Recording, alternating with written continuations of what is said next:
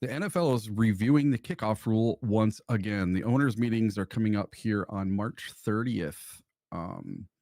And the NFL is considering further modifications to the kickoff rule for the 2025 season, with the primary goal of increasing the dynamics and the excitement of the kickoff play. This follows the 2024 season's rule change that moved the touchback to the 30-yard line in an initial attempt to encourage more kickoffs. Now, the potential rule change under consideration for 2025 would include moving the touchback point even further back to the 35-yard line. So that means if they kick the ball off and it goes in the end zone, you catch the ball and you take a knee, you get the ball at the 35. So that's going all the way from where it used to be the 20 and then the 25, then the 30. Now it's all the way out to the 35. That'd be quite the change. And then another proposed change involves moving the kicker's starting position back another 5 yards, which I think would be probably the best move, because most of the kickers are kicking it through the uprights or just below the uprights. So you move them back another 5 yards, they're going to pretty much all be hitting it in the landing zone, in the end zone. And then these considerations are driven by the fact that the kickoff return rate in 2023 was historically low at 21.8%, and that prompted the league to take action. The 2024 rule changes did result in an increase of the return rate to 32.8%. So it went from 21% to 32%. So, and right around 11% increase in actual returns. But the NFL believes there's still room for improvement. Data from the 2024 season revealed a negligible difference in average field position between touchbacks at 29.6 yards and returns at the 28.8 yard line. So suggesting the 2024 change didn't create a strong enough incentive for returns. Any proposed rule change must be approved by the NFL's competition committee and subsequently receive a 3/4 majority vote from the NFL team and owners. So what do you guys think about the kickoff rule? Is it good the way it is? Do you want to go back to the way it was? Or do you want something different? Me, myself, I'd like to see just a little something different. I wouldn't mind them moving it back, but I don't like them handing the ball to the offense at the 35. I know that means more scoring because you have to go 5 yards less. But man, let's make people earn it. You know, is that one reason scoring was up the last couple of years, is because they're getting the ball closer? To me, I would think so. So if I understand this rule correctly here, or what their attempted modifications are, one is dynamism. Is that even a word? Yeah. Is it really dynamism? They want it more dynamic. They want more. No, more I understand that. I've never heard of dynamism. I know. That's why I didn't say it. Oh, anyway. So what it sounds like is they're trying to move it back 5 yards for the kicker, which it's still gonna go through the uprights. It's still gonna go out of bounds. I mean, not every guy is able to kick it that far, but I would say the large majority definitely is able to kick it through. Barely getting it through the uprights when he was kicking it off. I know it would make it. I think it would make it easier for them to get it in the actual landing zone, and I think that's a lot of the problem. Is they're having difficulty making it land in that 5 to 10 range because they don't want it all the way out to the 10 because that gives them too much of a head start, and they want it somewhere in the 5 to 0. You know, from 5 to the goal line. That's where that's the sweet spot. Eric, I'll be right back. There's kicking it into. Okay. So so I think that's the sweet spot where they're trying to get the kicks to go to, and that way they get returns and not just a bunch of touchbacks. You know, if they really want to make it worse, make the touchback go even further back or something. I don't know. It's just, if you remember a few years ago in the Super Bowl, every single kickoff was a touchback. They kicked it through the back of the end zone on every single kick. There was 23 kicks. during the Super Bowl 2 years ago, and every single kick went through the back of the end zone. It was a touchback for every single one. So they just automatically went out to the 30, start from there. And to me, that deletes one of the most fun plays of the game. The kickoff return. Kickoff returns used to be so much fun. That was one of the only reasons I'd, enjoy watching a Bears game back in the day. Watching what's his face there. Oh my God, my brain's fried this morning. Well, how about Mel Gray from the Lions, though, man? We used to have. Yeah. We used to have good ones. Yeah, and you're talking about Devin Hester, man. Devin Hester. That's it. Couldn't slip in my brain. I'm gonna skip a couple of segments real quick. We'll come back to free agency grades. We'll come back to what was the other one that I just was about to miss? We got free agency grades. What else did we have? I had the $30 million man. Yep. So I'm going to come back to that. I want to get into Kavon Thibodeaux real quick. Okay. And this is simply because, the definition of insanity is real, right? Albert Einstein is the one that created this term or created the definition of insanity, which is, you continue to do or say the same thing over and over and over, right? With the same result. How many times have we heard, Eric, since, 3 years ago, 3 seasons ago, the Lions need an edge rusher opposite of Aidan. The Lions need another top-tier edge rusher opposite of Aidan. The Lions need to sign Joe, Blow, and Mo in free agency to give Aidan Hutchinson, someone else to take the pressure off so he can get home to the quarterback. The Lions need to trade for this person, that person, and the third. It's been every year after year, all free agency long. This season, I'm laughing inside, and I'll get to the super chat in just a moment, J-Rod. I'm laughing inside because free agency's gone. Right, we're into the third week now, and free agency's over. So all of these Klingons, just hanging on to an edge rusher opposite of Aidan have all been wrong. Like they have been wrong every year, every season, just thinking that Brad Holmes is going to go out and spend all this money. Number one, Brad has always told us from the beginning he wasn't going to. Number two, Brad has always told us from the beginning that he's going to draft and develop and re-sign. Why would that change now? It's not going to change. And so now that free agency is all gone, all of the top tier names are off the board. There's one that's kind of hanging in the balance, and that's Trey Hendrickson. I apologize if I missed something over the weekend, but I don't think that he's gone anywhere, and I don't think that he's been, locked up into a big deal yet with the Bengals. But he is under contract for a sizable amount of money here in 2025. And so then people start to write in about Kayvon Thibodeaux and that he's the answer, right? He's the answer to fix all of the Lions' problems. I've got a couple of questions. Number one, if Aidan needs so much help opposite and adjacent to and behind him, usually they say that if there's a common denominator of a problem that remains the same, kind of like the definition of insanity remains the same, that maybe there's a problem with the common denominator. And I'm not attacking Aidan, right? I'm not saying that he's a bad football player. But what I'm saying is if he can't win one-on-ones by himself, then that is a problem for the second overall pick of the 2022 NFL Draft. I do not care about pressure stats because they have changed dramatically over the last several seasons of what a pressure used to be. There is now over 15 metrics of how you can record a pressure in the NFL. That's insanity to me. Pressure used to be very simple, right? You're winning your one-on-one, you're getting to a quarterback in less than two and a half seconds, so you're forcing the quarterback to do something other than what he was going to do, right? You're putting the pressure on him in less than 2.5 seconds. Well, now they've extended that to 3 seconds.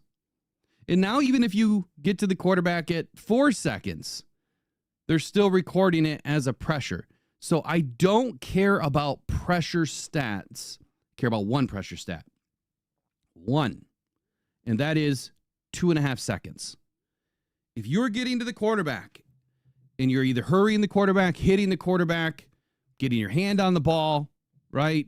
Missing a tackle, you're forcing the quarterback to make a bad decision, you're forcing the ball out early, that's a pressure. But now you can get a pressure just by moving a tackle 1 yard into the box.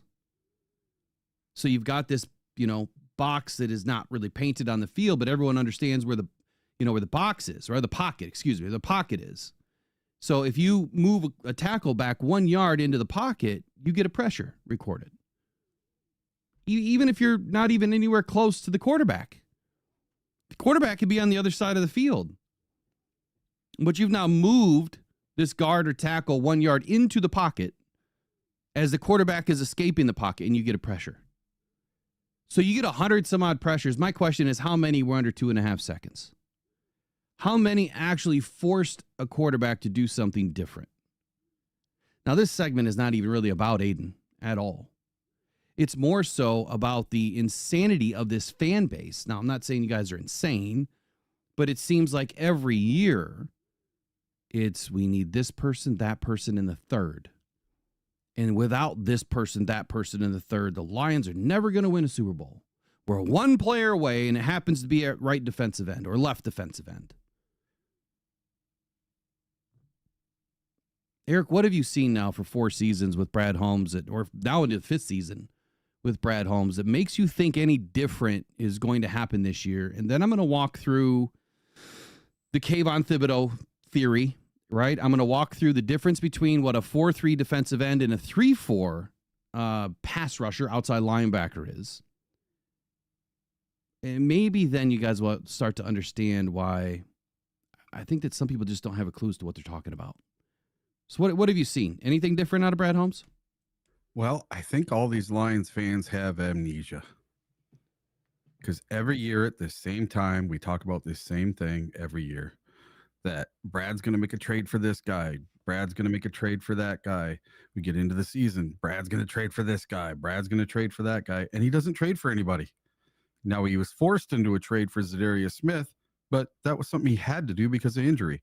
If we wouldn't have had all those injuries on the line to our defensive ends, there's no way that Muhammad's on this team. There's no way that Zadarius Smith ever plays for the Lions.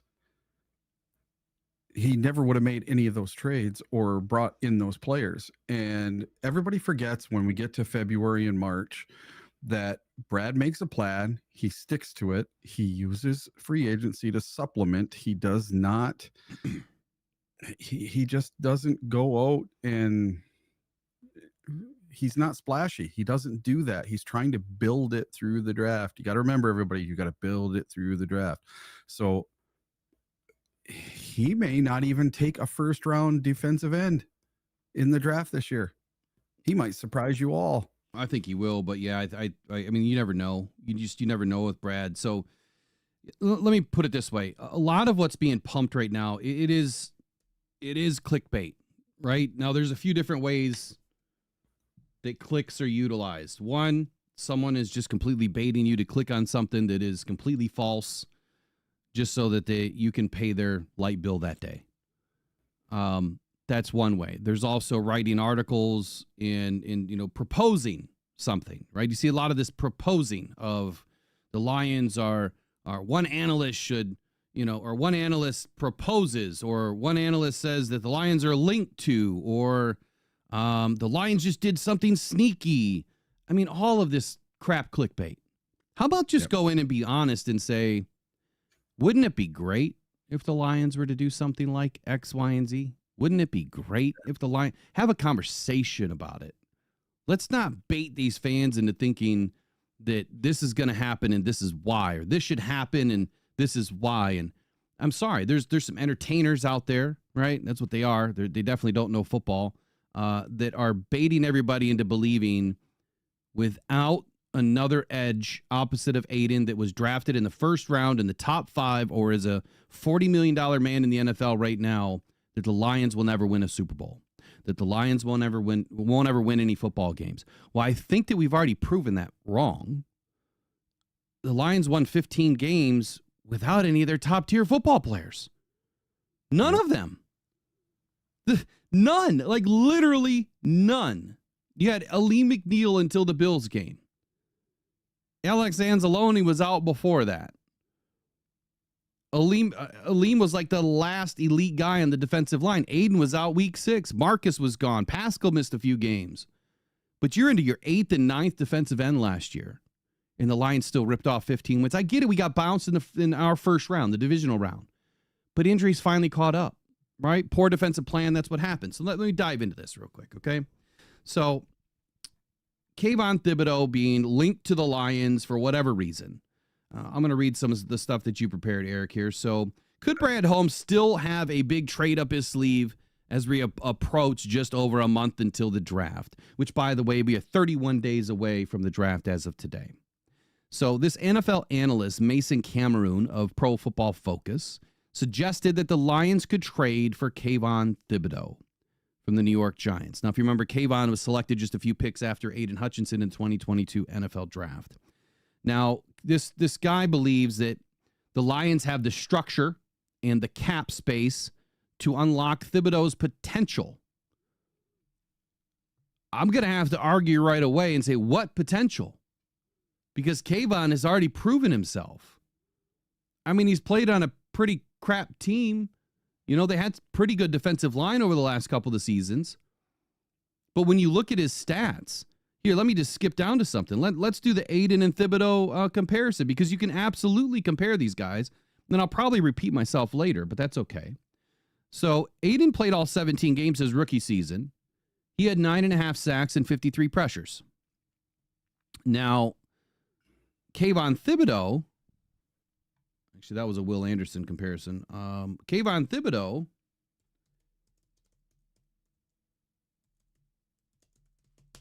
hold on here. In his rookie season, had 4 sacks. One sec. All right. He had 4 sacks. And he played in, let's see, 1, 2, 3, 4, 5, 6, 7, 8, 9, 10, 11, 12, 13. Played in 14 games. He had 49 tackles, 4 sacks. I don't have PFF open, so I don't have his pressure stats. How many pressures he had. Let me get PFF open. But the point that I'm trying to make is he's absolutely proven himself in the league already. There is no unlocking Thibodeaux. And when we talk about teams that have another defensive end opposite of their star defensive end, they don't exist. And you better believe that I spent the entire weekend combing all of the teams. I got an entire spreadsheet of all their salaries, the new rosters, right? Of the left defensive end, right defensive end, and their backup. So now we can have a conversation on how many teams have 2 elite or 2-tier defensive ends. The answer until this season was 1 team last year. Now maybe 2 teams. Maybe. All right, so 2022, Kavon Thibodeaux had 40 pressures, 4 sacks, and he did that with missing the first 2 weeks of the season. He missed week 9, or week 9 might have been a bye week. So he missed at least 2 games in his rookie year, had 4 sacks, 40 pressures. As far as snap counts go, he only had 740 snaps, which tells me he maybe on average was getting in about 75% of the snaps in every game. The difference is Aidan was playing about 95% of the snaps in every game. Okay, so fast forward to 2022. Or 2023, excuse me.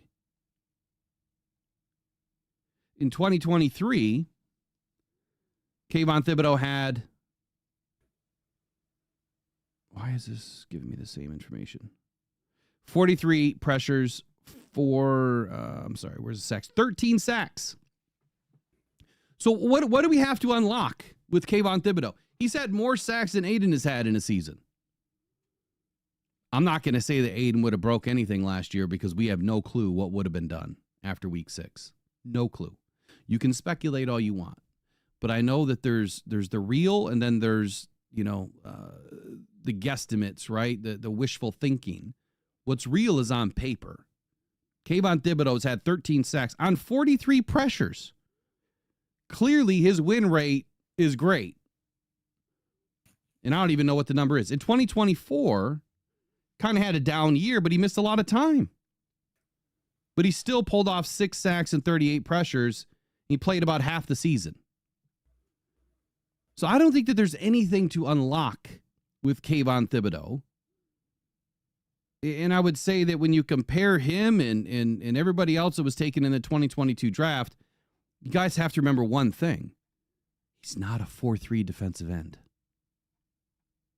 That's the first problem with this. He's not a 4-3 defensive end. So Thibodeaux obviously was the Giants' 5th overall pick in 2022 out of Oregon. He's only earning a $1.1 million base salary at $3.78 million roster bonus and a total cap hit of $9.97 million in 2025. So low cap, right? That would make sense.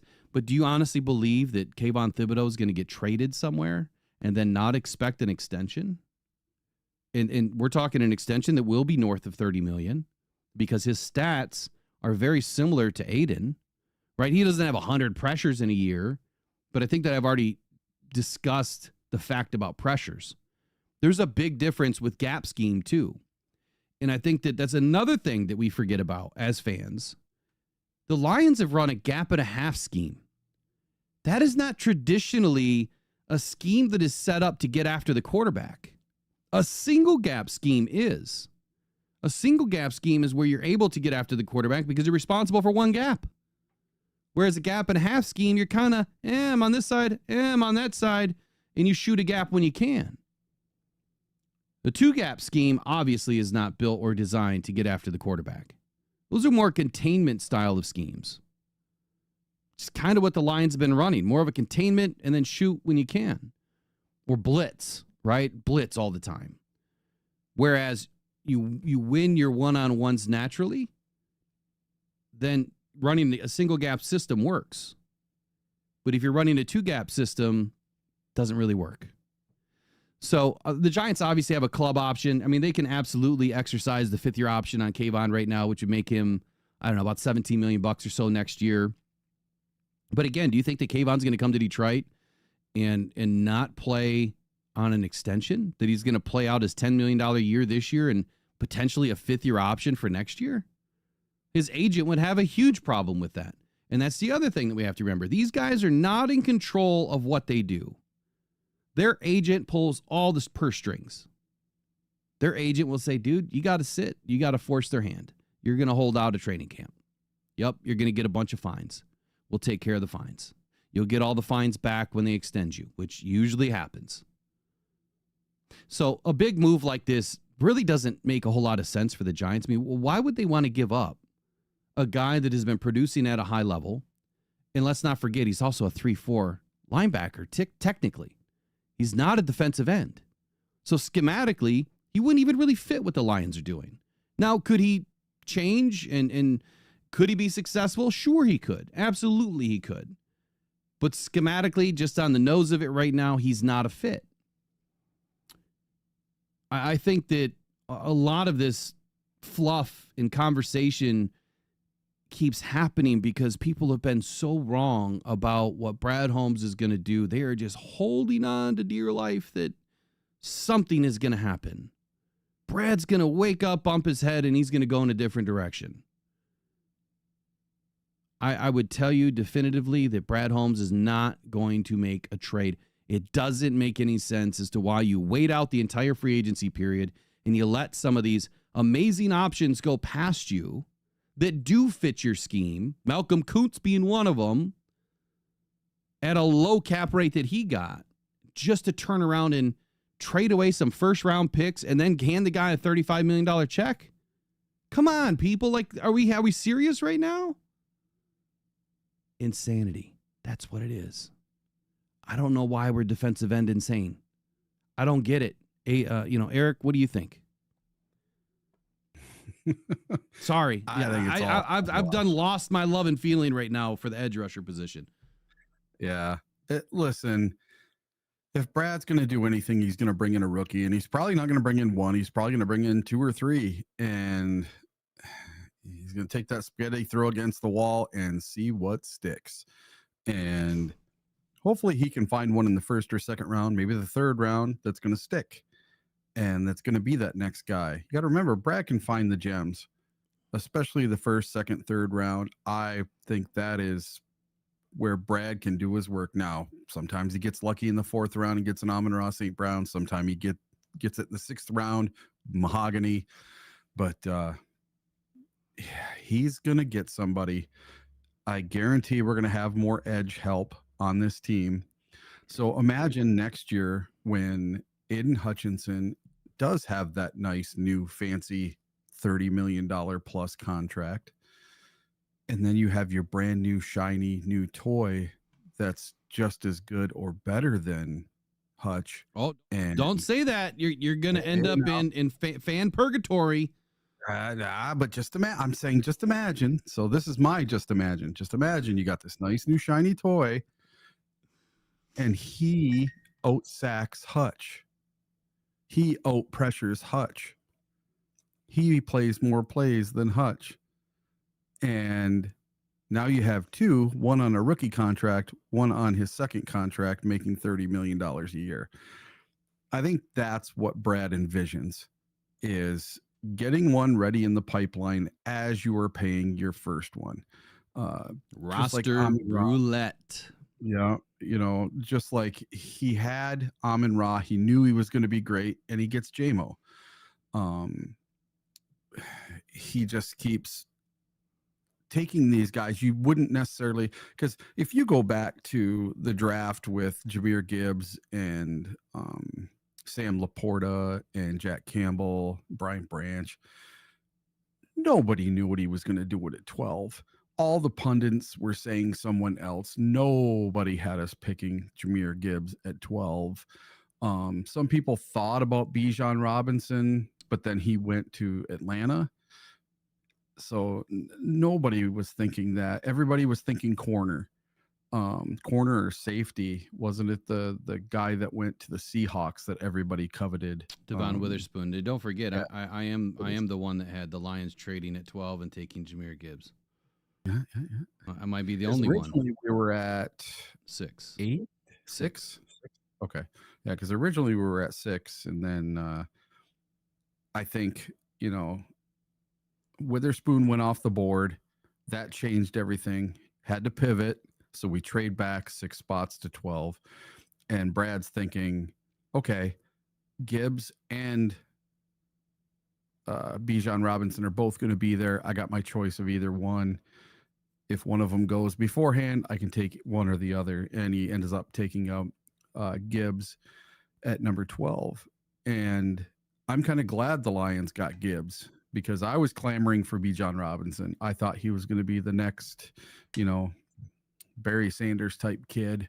But I think we ended up with the next, similar production kind of kid, Jahmyr Gibbs. So you don't always get what you wish for.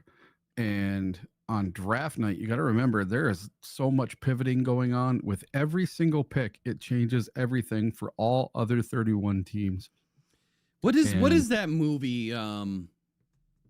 What is that movie where I don't remember the actor now. I'm No. That's my favorite movie of all time. Okay. But no, he enters doors and then it opens up somewhere else. And he's getting chased by the Men in Black, and he keeps entering these doors and runs in these buildings, and every door he opens, he ends up somewhere else. But with every door he opens, something else happens. Oh, I don't know. It's a really good movie, but it's kind of like that, right? Where every pick that is taken, no, it's not The Matrix, it's something else. With every pick in the draft, it's like every action has a reaction, right? So if one team does something and you didn't expect it, well, now that changes maybe the next 3, 4, 5, or 10 picks, because it kind of reshuffles the deck a little bit. Maybe a team that wasn't going to trade now trades, back or forward. So you really never know what's going to happen in the draft. I think that what we understand is there's major fits in this draft for the Lions, but I don't think that one of these major fits is the Detroit Lions doing something crazy like F them picks, because that's what would need to happen with Kavon Thibodeaux. Would have to be an F them picks kind of a deal, because if you think that you're going to get him for less than a second or a first, well, then you're even more insane than I think is even worth discussing. So let me kind of round this out a little bit by giving us a little bit of background information on really what the positions are. So not saying that people don't know this, but I want to run through what the 4-3 defensive end and the 3-4 pass rusher outside linebacker kind of looks like. So a 4-3 defensive end, their typical alignment is these players will line up at the end of the defensive line. Hello, I think everybody knows that, right? Typically in a 3-point stance, one hand on the ground. Their position is usually between the offensive tackle and the tight end, or just outside the tackle, or even in the wide nine, right? We've often seen Aidan out there in the wide nine. We've also seen Aidan in the up position, right? We've seen him kind of all over the place. We've also seen him on the interior, I like the defensive tackle position. So he's versatile, right? But not every defensive end is able to do that either. Primary role for a 4-3 defensive end, their focus is on rushing the quarterback, while also being responsible for edge containment against the run. That's usually it. These guys aren't really tasked with dropping into coverage a whole lot. That's why you have linebackers on the field, right? That's why you have sometimes an extra DB, on the field, depending on what scheme you're in or what front you're in. Technique that's used, usually it's a combination of speed and power moves, swim, rip, bull rush, or in Aidan's case, the spin move to beat offensive tackles. They need to maintain gap discipline. That is a big one, right? Wherever they're lined up, they need to ensure that they can contain the runs to their side, or we funnel it back inside or the other direction to the linebackers or to the defensive tackles or nose tackles, hopefully ready, and waiting to be able to make the tackle. Major key difference here is with a 3-4 scheme, a guy like Kavon Thibodeaux is considered an outside linebacker. Could also be considered an edge, but in this case, he's more of an outside linebacker. I think he's 6'5", 250, 255, somewhere in that range. Now, his alignment, and I think that he could mold, right? I think that he could mold into either defensive end or outside linebacker. He's just not a scheme fit right now. Now, they position themselves standing up outside the defensive line, sometimes even slightly wider. Their stance is even more upright at times, giving them a little bit better vision and versatility, because their primary role is kind of a hybrid responsibility. They need to rush the passer when the play call calls for it. They also need to drop into coverage, which is more often than not something that happens depending on where they're lining up. And they also have to set the edge.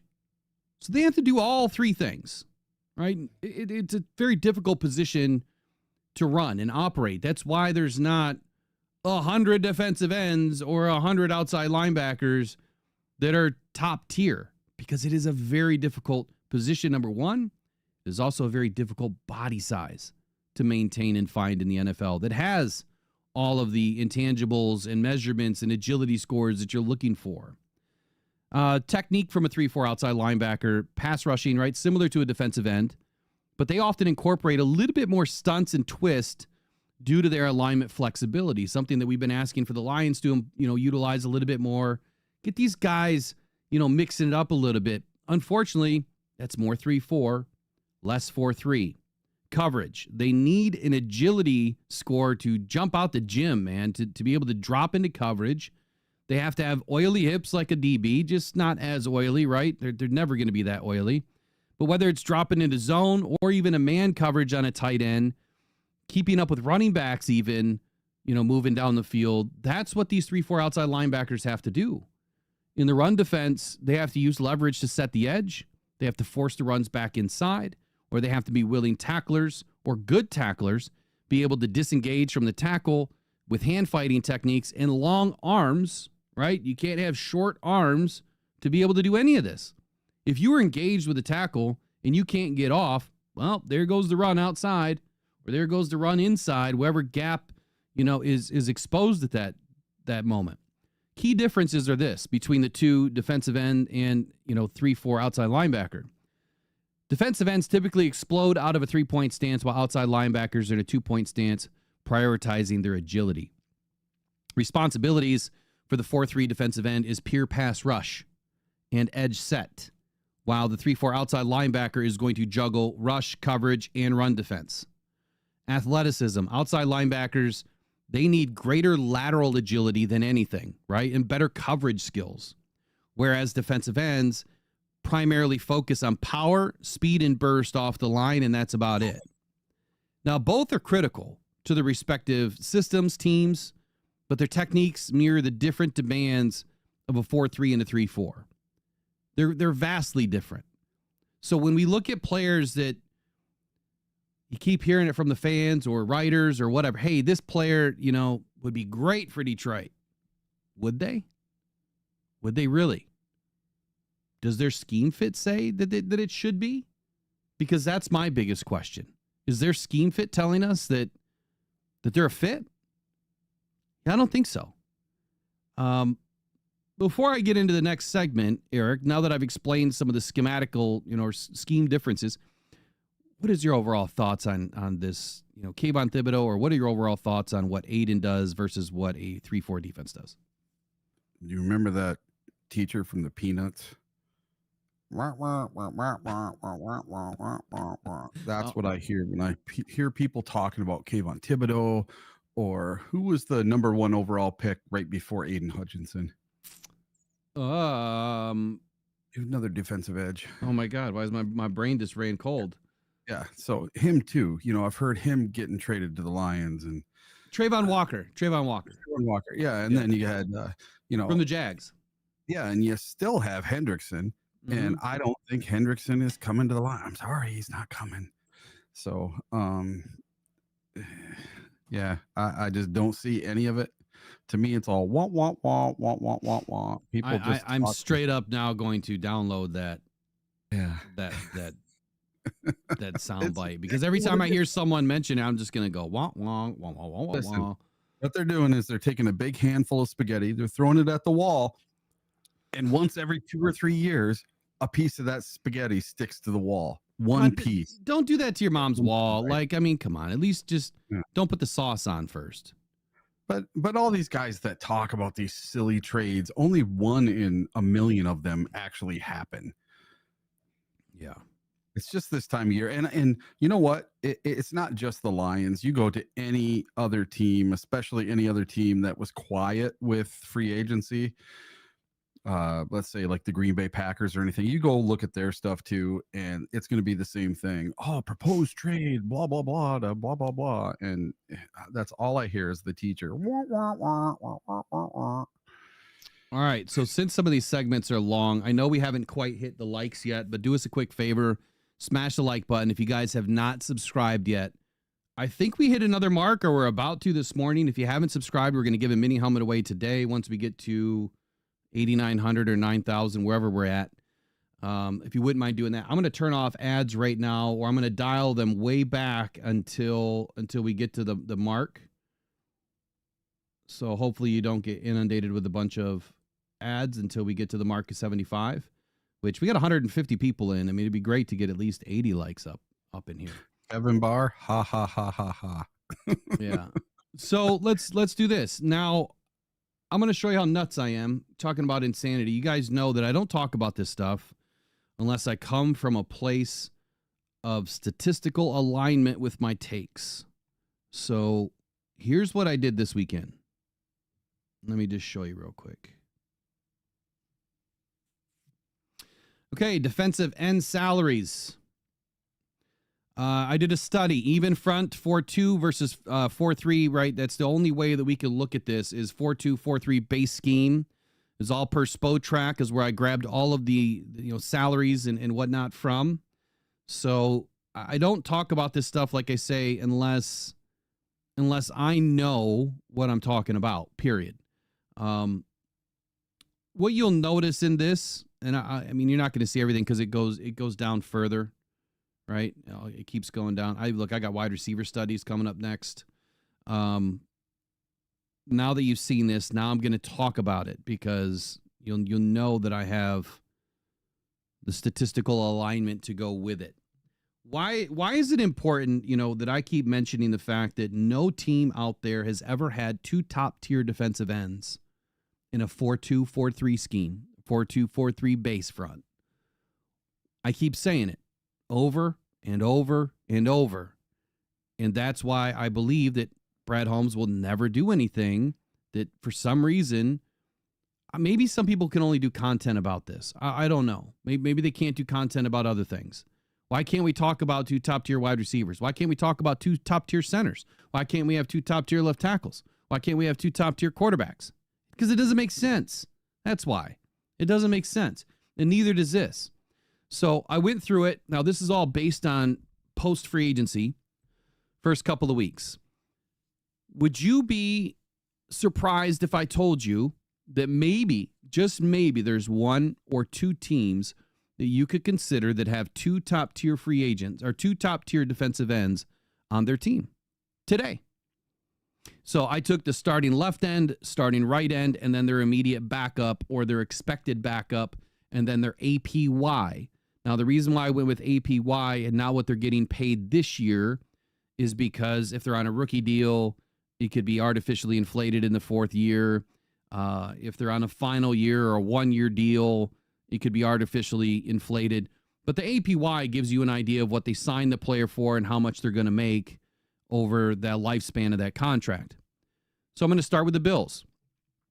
Now, the Bills actually rank 6th in the NFL for defensive end salaries at $39 million this year.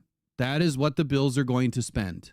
$39 million so far on their defensive ends over the first 4 roster spots, being the 2 starters and 2 backups. Joey Bosa at $6 million, Greg Rousseau at $20 million, which he just signed a 4-year, $80 million deal this year. I don't know how they only got him for $20 million because that's incredibly inexpensive when you look at his production. His production's pretty damn good.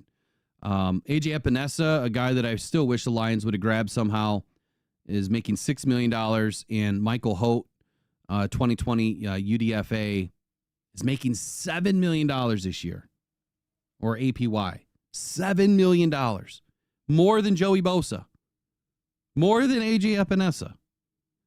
But when I look at the overall roster alignment, right, they have Joey Bosa from 2016. They have Michael Holt, who's a 2020 UDFA. Greg Rousseau, who was drafted in 2021. AJ Epinesa, drafted in 2020 in the second round. So they have a collection here of a first round, a second round. I think Greg Rousseau was also drafted in the first round of 21, maybe the second round. But $39 million. So do they have 2 top-tier defensive ends on their roster? I mean, you could make an argument that says Joey Bosa is a top tier and Greg Rousseau is a top tier. I mean, I would put Greg Rousseau as probably a top 15 in the league right now, maybe a little better. Joey Bosa, it's kind of hard to make an argument for him because you just don't know what you're going to get. You have no idea. Joey Bosa 5 years ago, I would say yes, you have 2 elite defensive ends. Joey Bosa 25, I would say probably not. The next team, the Jets. Now, this is a team that you would expect, right? That, well, this is Aaron Glenn. And Brad Holmes wasn't giving Aaron Glenn what he needed. And so why wouldn't Aaron Glenn go out and get 2 top-tier edge rushers? That's what he wanted, right? That's what everyone kept saying. Okay. Well, they have Jermaine Johnson, drafted in 2022, first round. He's making $4.2 million. Now, on the other side, a guy that I also was high on in the draft in 2023, Will McDonald. I think he was drafted late first, early second round, if memory serves me. He's making $4.1 million. Now, this is APY again. Now, their backups, Michael Clemens, he's making $1.1, and Eric Watts, former 24 UDFA, making $1 million. The Jets are the last team out of all 15 teams. I forgot to say this. There's 15 teams in the NFL that run a 4-2, 4-3. 15, almost right down the middle, that it's split between 3-4 and 4-3 or 4-2. $13.2 million is what the Jets are spending right now on edge rushers. 13.2. It's crazy, right? It's a crazy low number. All right, how about the Cowboys? Micah Parsons, 21 first-round pick. He's making $4.3 million this year. They drafted Marshawn Nealon last year, another player that some of the Lions fans were high on. I was also high on Marshawn Nealon. Didn't have a great first year. He's only making 1.7. Dante Fowler is a 2015 former first-round pick. He's making $8 million. And then Sam Williams, a former 2022 second-round pick, is making $1.6 million. The Cowboys so far are spending $15.6 million on those 4 edge rushers. They are ranked 13th out of these 15 teams. The Commanders, they have Cleveland Farrell, 2019 first-round pick. They have Dorrance Armstrong, a 2018 fourth-round pick. He's making $11 million. Farrell's making $3.5. Dietrich Wise, a 2017 fourth-round pick, is making $5 million. Jacob Martin, a 2018 sixth-round pick, is making $3 million. Together, they are spending $22.5 million on edge rushers this year, and they rank 12th on the list. The Bengals. Now, this one is still up in the air because we don't know. So I put a projected number in here for what they're probably going to spend. Trey Hendrickson, a former third-round pick in 2017, is making $21 million. Joseph Osai, a former 21 third-round pick, is making $6.5 million. They also drafted Miles Murphy in 2023 in the first round. He's making $3.1. And Cam Sample in the 2022 draft, 7th-round pick, he's making $1.25. Together, $31.85 million spent on the edge. With their top 4, they rank 9th. Now, I'm expecting that the Bengals are going to get some sort of a deal done, and when they do, even though this year's number won't change, next year's number or the year after could look like this. $46 million is what they would spend when you combine everything that they have now and then everything that they might be adding, which would, if they're going to add probably $16 million, $15 million to Trey Hendrickson's bottom line. I don't think it'll be $40 million. I'm guessing about $36 million, $35 million is probably what he's going to get on a 3-year deal. So right now they rank 9th, but eventually they'll rank 3rd or 2nd in the league, or maybe 4th. Browns. So the Browns have Isaiah McGuire, their starting right defensive end. He was a 2023 4th-round pick, $1.1 million. They also have Myles Garrett, who just signed a mega deal, 4 years, $160 million. He's making $40 million a year. I think it was 4 years. Maybe it was 3 years. $40 million a year. 2017 first-round pick. Well, to back those guys up, they have Joe Tryon-Shoyinka and then Alex Wright.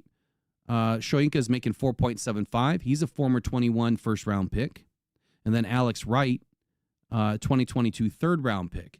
The thing that I keep noticing with some of these players now, I probably should have put in here whether these teams drafted these players or another team drafted these players. I should have added that. But when you look at the whole roster roulette theory, right? If you brought in a guy, let's look at, well,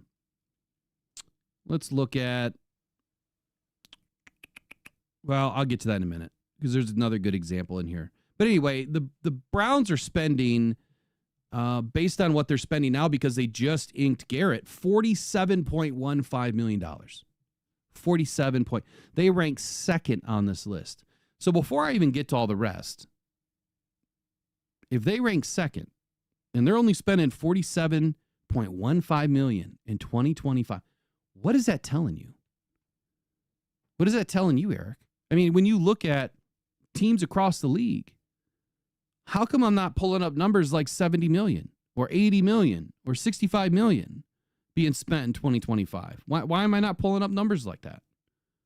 Because nobody pays 2 of them. Exactly. Nobody does. Nobody. And so the Browns, obviously, they lost Zadarius Smith last year. But even if Smith was on their roster this year, he would have accounted for $11 million. Now, you probably wouldn't have Isaiah McGuire or Shoyinka or Alex Wright, in the top 4 here. But these are the top 4 contracts and the top 4 players on these squads. Next up is the Bears. Now, they brought in, I think is going to be a really good player, Deo Odeingbo, former 21 second-round pick. They also have Montez Sweat, former 2019 first-round pick. Now, Sweat's making $24.5 million. Odeingbo just inked about a $16 million deal APY. So when you add Austin Booker, who they grabbed in 2024, I believe he was a 5th-round pick, and Daniel Hardy, a former 7th-round pick in 2022, they're spending $42.6 million this year on edge rushers, and they're ranked 4th right now on this list. 4th. And next up, you got the Lions. Right now, I didn't do these in any particular order. I just kind of did it. So Josh Paschal is currently your right defensive end. You could swap him out with Davenport, but I got Davenport as the backup. Josh Paschal was selected in 2022 as a former 2nd-round pick. He's making APY $2 million this year. On the other side, Aidan Hutchinson, 2022 1st-round pick. Now, he's making $9 million this year. To back them up, Marcus Davenport, a former 1st-round pick in 2018, and Al-Qadim Muhammad to back up Aidan, a former 2017 6th-round pick, rated around $1.5 million. I guessed on this one because I still haven't seen his contract. I can't imagine that it's much more than last year's deal. All that being the same, this is going to blow you away. The Lions are spending $15 million on ends this year. $15 million on starting defensive ends. $15 million. Now, what that would look like in 2025, roughly, if the Lions were to pick up the 5th-year option on Aidan, right, that would make his salary be, I think it was 21-ish, 20 because of the Pro Bowl. So that would add $11 million. So that would kick it up to about $26 million. But if they get a new deal done, that actually won't hit until 2027 on an extension, potentially. If they pick up the 5th and then do an extension, it shouldn't hit until 27. But in 27, that number is going to be no less than $40 million. You're probably talking anywhere between $50 and $56 million that they would be spending, even if they bring guys back like Josh Paschal, or if Marcus Davenport happens to work out, or when they bring in a rookie 1st-rounder this year, well, he's probably going to make about $6 million a year. So you got $6 million plus Aidan's 40, that's 46, and then you probably add 2, mid-tier guys, that's another $5-6 million. So $51 million is potentially what the Lions are going to be spending here in short order. So when you talk about adding players to the Lions squad and bringing in these players like Kavon Thibodeaux or Travon Walker, or I don't care who, Trey Hendrickson, how are you going to add another $35 million to Aidan's 40, which is an immediate $75 million, plus another $5 million for your backups? $80 million is what you're asking the Lions to spend on 4 players and 1 position. No other team in the NFL is doing that right now. Not one. You could make an argument for the Texans. Last season, they brought in Danielle Hunter. And matter of fact, let me bring up my sheet because I have a full little breakdown here. So this is the test, right? This is the litmus test. Now, obviously, over the weekend, I went nuts, right? I went a little deep. That's why I was kind of hidden in my hole all weekend. Many of you have heard me talk about the likelihood for the Lions to trade for a big-name defensive end or sign a big-dollar free agent defensive end. I've said is about as low or likely as the Lions trading for Patrick Mahomes. I want to preface the rest of this segment by saying that it's unfortunate, right, that we hear this same hot air from these blowhards, getting this fan base all riled up and believing into the falsehood that the Lions are signing in top-tier defensive end. We've heard Max Crosby. We've heard Chase Young. We've heard Josh Allen. We've heard Brian Burns. We've heard Myles Garrett, Trey Hendrickson, Travon Walker, and now Kavon Thibodeaux. Or any other player that is going to cost $30+ million a year. And if we don't, we're not going to win a Super Bowl. The Lions are just one player away, right? Just one player. No team is one player away. And matter of fact, for the 4th season in a row, or 5th season in a row, so far the Lions have not signed one big-name free agent other than a corner. Nor traded for one other than a quarterback. Here we are. It's week 3 of free agency. All the big names are gone. We are still talking about trades. We are still talking about the defensive end position. Can we get real for just a moment? Maybe you need some Honolulu Blue Brew coffee to wake you the hell up. I don't know. Or maybe some Magic Mind when that hits the channel here soon.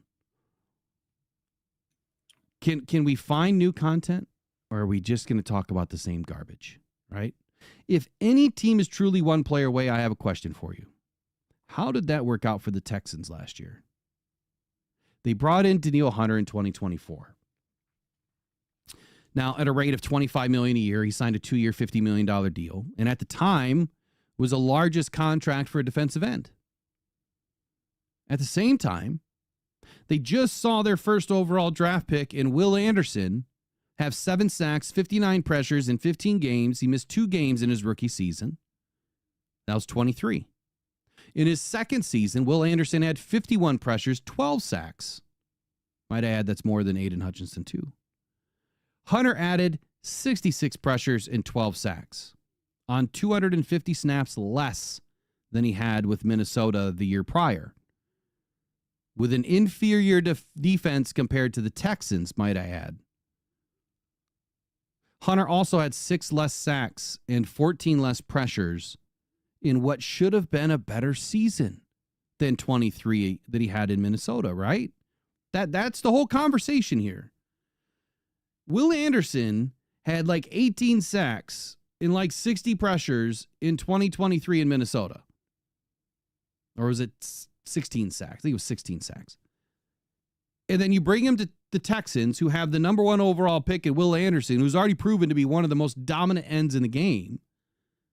And by everyone that's talking about these types of trades or scenarios, when you bring Danielle Hunter to the Texans to play opposite of Will Anderson, he should have better stats. And so should Will Anderson. He had worse stats than he did the year before. It didn't work. It didn't work. That's the litmus test. That's what you're asking for. Now, is 12 sacks a bad year? Hell no. It's a great season. We don't need guys with 20 sacks. We don't need guys with 15 sacks. If you have 2 guys getting 10, 12 sacks a year, great. If you got 1 guy getting 12 sacks and 3 guys getting, 4, 5, 6 sacks apiece, perfect. But the point that I'm trying to make is there's an Aidan comparison here. You can absolutely compare Aidan to Anderson. So Aidan played all 17 games his rookie season, had 9.5 sacks and 53 pressures. Now, maybe if Anderson played 2 more games in his rookie year, he would have finished with 11 sacks potentially, but he had 9.5, or 9.5. I mean, but instead he finished with 7 sacks and 59 pressures, 2 games less than Aidan. Now, the average sacks per game for both of these players almost identical.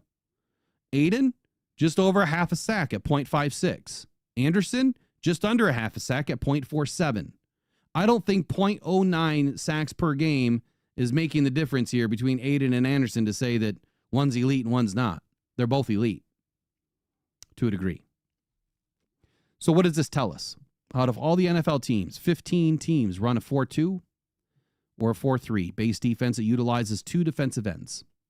So players like Brian Burns, Kavon Thibodeaux, they would have never worked, right? They're not a scheme fit. Both are more of an outside linebacker in a 3-4 system. The Bills, like I said, they just added, these are the teams that you can make an argument for. The Bills added Joey Bosa to Greg Rousseau. The Bears added Deo Odebingo to Montez Sweat. The Jags added Josh Hines Allen to Travon Walker. And the Raiders added an unknown in Malcolm Kuntz to Max Crosby. Those are the only teams right now in the NFL that you could actually make an argument to say those teams have 2 elite defensive ends. The problem is none of those teams are spending more than $53.76 million a year, and that's only because the Raiders just signed Max Crosby to a max deal. That's really the segment of the day for me. I've proven this over and over and over again. And now I just took the whole weekend to dive into all these stats to finish the list out. The Packers are spending $30 million. They have Kingsley Enagbare as their starter, making $980,000. Rashawn Gary is making $24 million. They also drafted Luca Van Ness. They also have Brenton Cox. The Texans, we already discussed. Danielle Hunter is making 24.5. Will Anderson is making 8.8. That is the definition of what could be looked at as roster roulette. If Danielle Hunter was already on the roster, then you would have added a Will Anderson later, right? The Colts, they have Samson Echobaum making $8 million. Kwity Paye, they picked up the fifth-year option. He's making 5.4. I don't know how his fifth year is so low. That's the APY, though. They have also brought in Laiatu Latu in 24 as a first-round pick, which, I mean, there's roster roulette there as well. And Tyquan Lewis, a former second-round pick in 2018. The Texans are spending $42.1 million this year. The Colts, $23.7. The Jags, they brought in Josh Hines Allen at $28.25, and Travon Walker is making $9.4 on his rookie deal. They also have Miles Cole and Yasir Abdullah, combined $36.65 million. The Saints, Cameron Jordan, he's old as dirt. He's making $6 million. 2011 first round pick. They also have Chase Young re-signed to $17 million. What a waste of money. Carl Granderson, 2019 UDFA, making $13 million. This might be the only team where you could say that there's multiple potential. Chase Young's not elite. I'm sorry. Just kidding. $38.2 million for the Saints. The Raiders already went over it, 53.76. They are number one in spending and defensive ends. 49ers are number 3, which is nuts. Yurda Gross-Matos making $9 million. Nick Bosa making $34 million. Drake Jackson making $1.5. Sam O making $45.5 million. At the end of the day, this is what I'm going to say. What Brad Holmes has just done is filled this defense up with a bunch of low contract guys, prove it, contender type deals with guys that can actually play. As long as they stay healthy, this is probably the deepest team, defensive end wise, in the league. But we're not paying guys $10 million, $20 million, $30 million. If Davenport would have stayed healthy last year and played every game, he's not making $2.5 million this year. He's probably making closer to $15 million a year. If Josh Paschal continues where he left off last year, he's going to get a bag next year. It's not going to be 30, 40 million, probably in that $20 million range. The Lions will never be able to keep all of the guys that they've brought in if they start bringing guys from outside and pay them big money. This year, I'm expecting that the Lions will draft at least one defensive end early and one defensive tackle. I don't care if it's flip-flopped. I don't care if it's tackle first and edge second.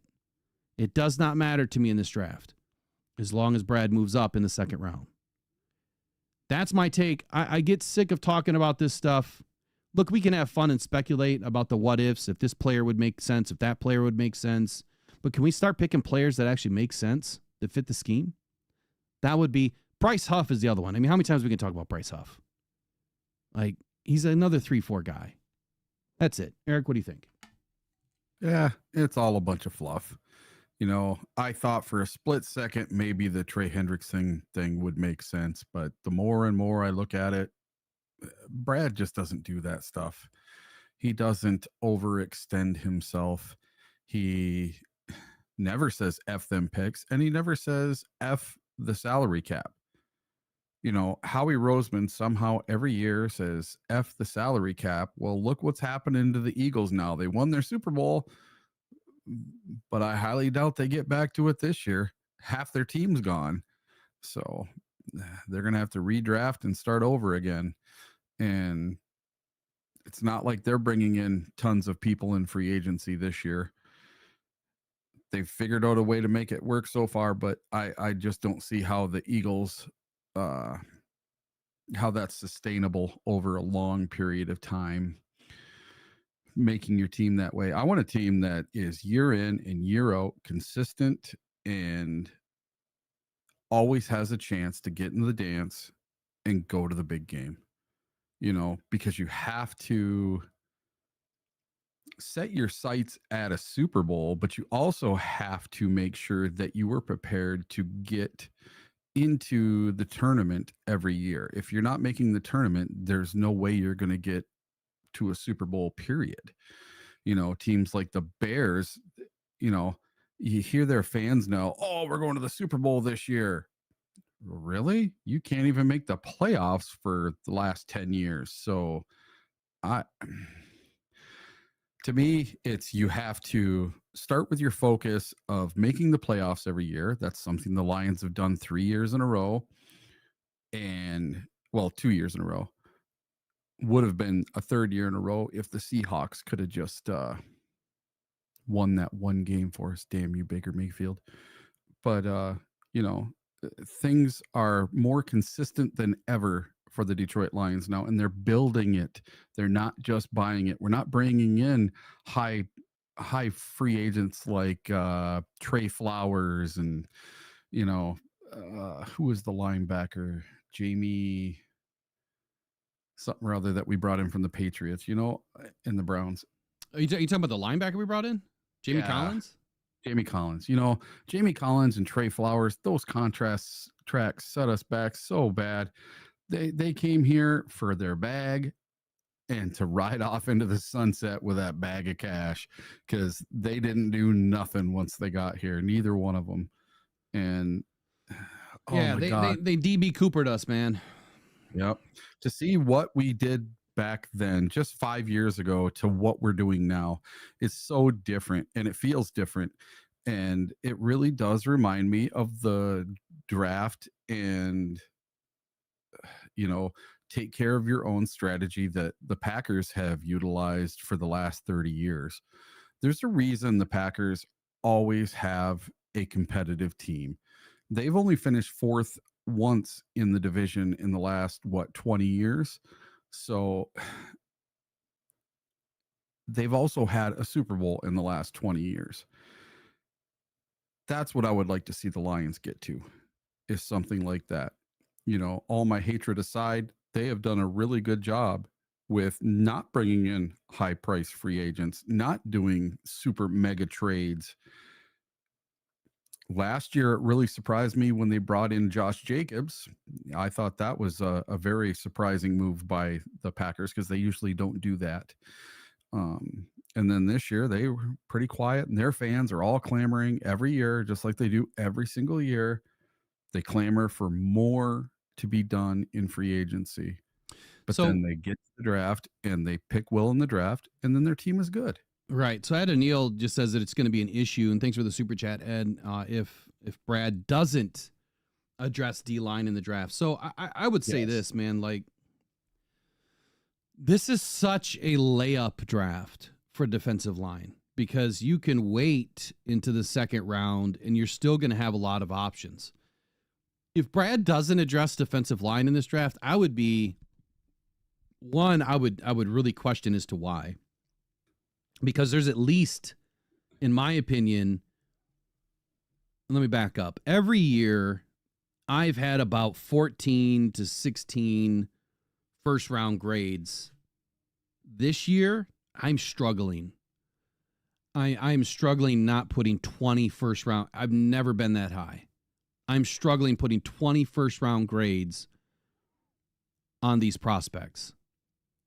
If you almost have 20, all it takes is a couple of teams that are going in a different direction, that don't do BPA, that are filling holes, taking quarterbacks, right, earlier than they're supposed to, that kicks some first rounders into the second round, like we saw with Brian Branch, right? He was a first round grade.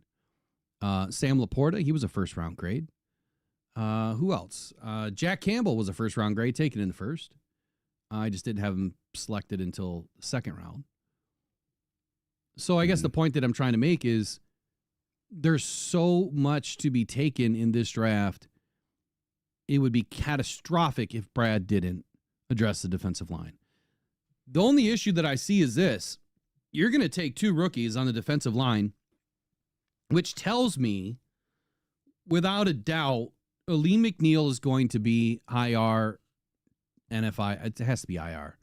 And IR to enter the season. Has to be. Malcolm Rodriguez, don't know where he's at as far as his likelihood of, making a start this season. Well, let's just say he could be on IR to start the season. With those two guys. Didn't they get hurt like a week apart? What's that? I think they only got hurt a week apart. They might have. Yeah. We'll see, Aleem was the Bills game, right? Yep. And yeah, so I have Aleem McNeil, Mekhi Wingo, and Malcolm Rodriguez as potential IR candidates to start the season. So there's 3 positions that are open right now on the 53-man roster because all 3 of those guys should make the 53, you would expect. So if there's 3 positions open on the 53, then that means there's no reason why you can't take a defensive line twice, defensive end, defensive lineman in this draft, because you have to fill in for Aleem and you have to fill in for Mekhi. And then you can also bring in a linebacker that can fill in for Malcolm Rodriguez. And then they're just going to have to fight it out. You're going to have guys go into the practice squad that are going to be really good. So I'm excited about what this draft could be. I'm even more excited about what this Lions 53 and top 69 is going to look like. It's going to be the deepest team we've ever had, assuming one thing,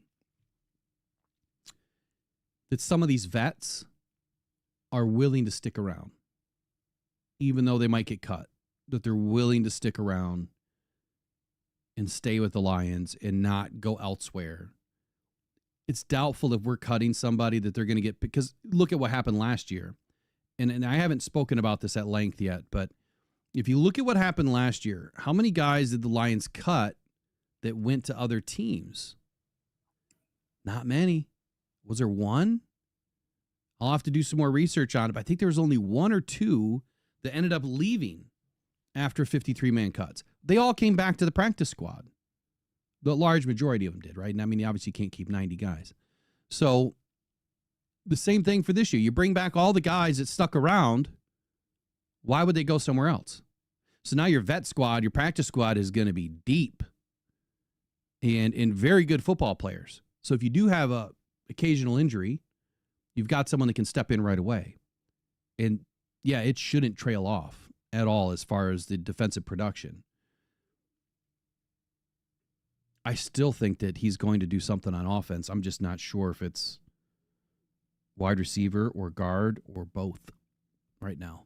All right, let's get to one of your topics. Appreciate you guys indulging me this morning on the 4-3-4-2 conversation as far as, look, there's just no teams out there doing it.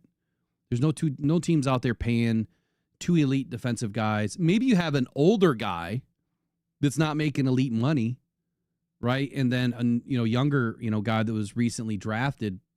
But that's about it. And I would say if you're trusting in an older Joey Bosa to be himself, yeah, I think that's the wrong precedent to set, and I think it's the wrong way to look at your defense. That you're expecting him to be something he hasn't been over the last many seasons. So, Eric, what topic you want to get to? I don't care if it's NFL, I don't care if it's Lions news, whatever you want to roll with. Yeah, let's do this one. This one's kind of a quick one. So now there are 32 players now making at least $30 million a year. I never thought I'd see the day. I remember when I was so opposed to the Lions paying Matt Stafford $30 million a year. I thought it was stupid money. It is stupid money. It's just crazy. But this number kind of stands out to me because for much of this century, it was simply unattainable. It was that number that even Alex Rodriguez couldn't quite hit over all those years in which he was the highest paid player in American sports. It was only in the last decade or so that LeBron James, Clayton Kershaw, and Matt Ryan broke through their respective leagues. Matt Ryan and Aaron Rodgers were the first $30 million men in 2018 in the NFL. Wow. 4 more quarterbacks joined them in 2019. Then 4 more in 2020. The number rose to 14 in 2022. And now, including 2 non-quarterbacks, Aaron Donald and Tyreek Hill, it jumped to 19 in 2023. There were 26 in 2024. And now they've added 6 more with the additions of Chase, Myles Garrett, Max Crosby, Sam Darnold, DK Metcalf, and Derek Stingley Jr. It's wild how high the bar is moving. No longer is $30 million per season just for quarterbacks in the NFL. So we've seen it at wide receiver, quarterback. Well, quarterback first, and then wide receiver. And then you had your edge rusher, and now a cornerback. So that's 4 different positions getting $30 million or more per season. And even with the salary cap going up, this is getting nutty. It's getting out of control. Is every player going to get 30 million eventually? Is that how much money this NFL brings in, that they can pay all these players this kind of ridiculous money? When is enough enough? I mean, our season tickets go from, $1,500 a year to $3,000 a year to $4,500 a year to $7,000 a year. How much can they bleed from the fans before enough is enough? That was just my little rant on that, this whole $30 million. Because I remember back in the day. Hold on. I can tell you this. In a crashing economy, not much longer. Nope. Because right now this economy is tanking, and it's going to be tough for people to look at their retirement dwindling and the potential of privatization, not to get political, of Social Security. It won't last long that people are going to be able to have extra money to spend on Lions tickets or Bears tickets or Packers tickets or anything. And I'll tell you, when I was you got to take care of you first. You know what I mean? When I was a kid in the late 80s, early 90s, I used to be big into baseball. Okay. Huge Tigers fan. I played baseball. I was on a state championship baseball team. Loved baseball. And which side of the bench were you on? Starting pitcher. And dude, I had more home runs than anybody. Dude. Well, when you play in little league fences, Eric, I mean, come on, it's up there in, BFE and the UP. I could crush it. Did you guys even have fences up there? Yeah. Not flags. They just said, yeah, it looks good. Some of them had them. Some of them didn't. But anyway, my point is, back, I don't remember if it was the late 80s, early 90s, there was the first $100 million man, the first $100 million contract. And I said, that's it. I'm done watching baseball. I got rid of my baseball cards. I stopped watching baseball that day. And I went to my first Tigers game live in person last year. That's how long it's been since I've even watched a baseball game. I just do not watch it anymore. It doesn't interest me anymore like it used to. It just lost all its appeal because I thought they got too greedy. And there's something they didn't have that the NFL has, and that's a salary cap. Where now there's guys getting money that makes these NFL deals look like chump change. But this is just interesting to me that now, you're getting guys that are getting $100 million contracts, $200 million contracts, $250 million contract. When are we going to have our first $1 billion sports person? To me, it's getting out of hand. I always thought for the longest time that you pay every single player $1 million, they all get paid the same, and then the rest is all incentives.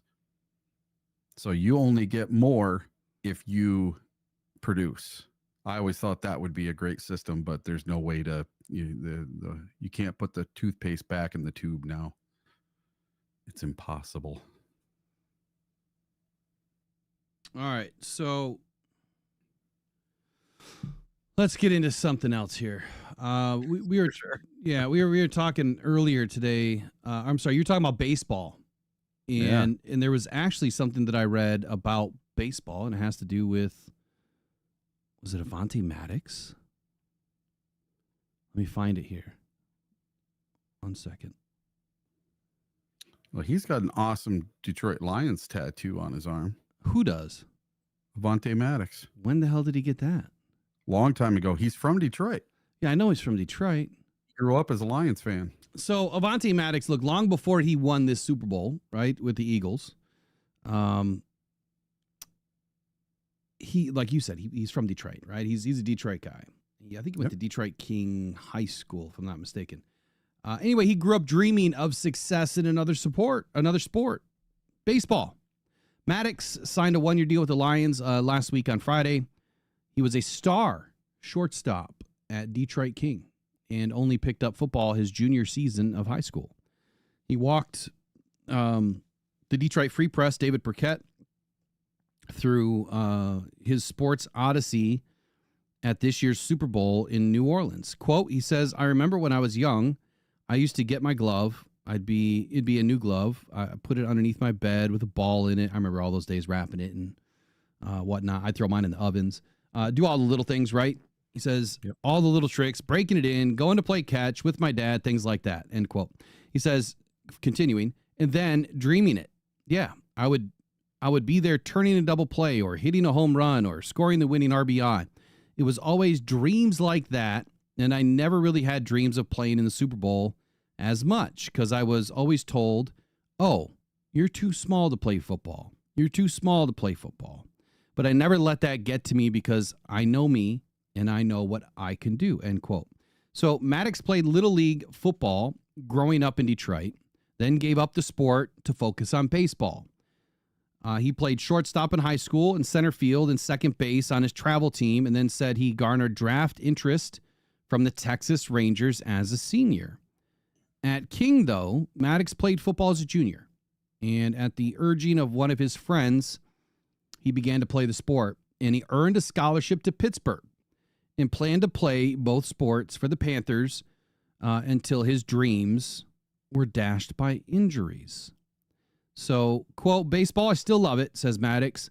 I feel like I would have continued playing it in college if I didn't dislocate both of my elbows. So that kind of set me back. Yeah, so after that happened, I was just kind of like, okay, I'm here on a football scholarship, so I might as well lock into it, end quote. So Maddox said that the then Pittsburgh Panthers football coach, Paul Christ, gave him the okay to play both sports as a sophomore, but he decided to wait a year after Christ left for Wisconsin. But then former Michigan State defensive coordinator Pat Narduzzi replaced Christ and told Maddox he could play baseball as a junior. But then Maddox dislocated his left and his right elbow in consecutive years. He decided the risk wasn't worth it, and that is why Avante Maddox is now a Detroit Lion, because he focused on football, and that's what he's been playing ever since. So it's kind of a unique little story here by David Burkett. You start off playing one sport, you focus on a sport, which is not unlike what happens today. I mean, I played 5 different sports when I was in high school and focused on baseball. I never grew fast enough to play the positions that I was good at in football. I was great at the positions, right? I just wasn't tall enough. It's weird. I didn't grow until after high school. It's like I had this huge growth spurt, after I left high school. But baseball was my thing. I was a really good pitcher, really good shortstop, second baseman, even third. I played everywhere on the infield. I was a utility man on the infield, but hardly anyone could throw the lasers from third to first like I could. And so I kind of settled in at third, but pitching, man, was my thing. I loved it. And it's kind of funny to hear stories like this where, this guy could have probably went pro either way. I don't understand how he's dislocating his elbows though. That's kind of weird. And why isn't it happening in football? And hopefully it doesn't happen or hasn't happened since he's been in the league. I have no idea. Anyway, what are your thoughts here on Avante Maddox? Yeah, it's great to see a guy that was a 2-sport guy. It can only help, Look at Russ, let Russ cook. He was drafted by, who was he drafted by?